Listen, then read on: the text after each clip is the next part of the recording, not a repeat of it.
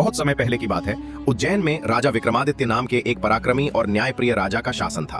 वे न केवल अपने शौर्य के लिए प्रसिद्ध थे, बल्कि अपनी बुद्धिमत्ता और न्यायप्रियता के लिए भी पूरे राज्य में पूजे जाते थे। एक बार की बात है, एक साधु उनके दरबार में आया और बोला, महाराज, मैंने वर्षों की तपस्या से एक अमूल्य रत्न प्राप्त किया है।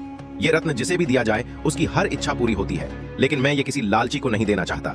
मैं चाहता हूं कि ये रत्न किसी ऐसे व्यक्ति को मिले जो इसके योग्य हो। राजा ने नम्रता से कहा, मुनिवर, हमारे राज्य में कई योग्य और धर्मपरायण व्यक्ति हैं।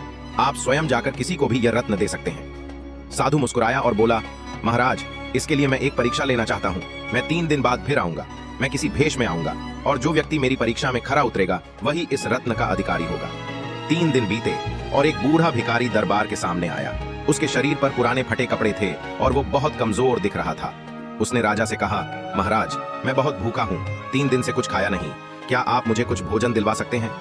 राजा ने तुरंत अपने रसोइयों को आदेश दिया कि उस बूढ़े के लिए राज भोजन तैयार किया जाए। भोजन आने से पहले ही राजा स्वयं उसके पास बैठ गए और बड़े प्रेम से उसका हालचाल पूछने लगे। भिखारी ने कहा, महाराज, आप जैसे सम्राट भी एक साधारण भिखारी के पास बैठ सकते हैं?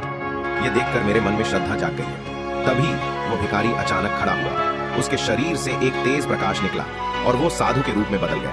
पूरा दरबार चकित रह गया। वो साधु बोला, महाराज, ये मेरी परीक्षा थी। आपने मुझे बिना किसी संदेह, बिना किसी घृणा के प्रेम और आदर दिया। यही सच्चे राजा की निशानी है। आप इस रत्न के सच्चे अधिकारी हैं। राजा ने मुस्कुराकर रत्न लेने से मना कर दिया। उन्होंने कहा, अगर मेरी प्रजा संतुष्ट है, अगर मैं सबका भला कर पा रहा हूं, तो मेरे लिए यही सबसे बड़ा रत्न है। साधु भाव विभोर हो गया और उसने आशीर्वाद दिया, आपका राज्य युगों युगों तक खुशहाल रहे।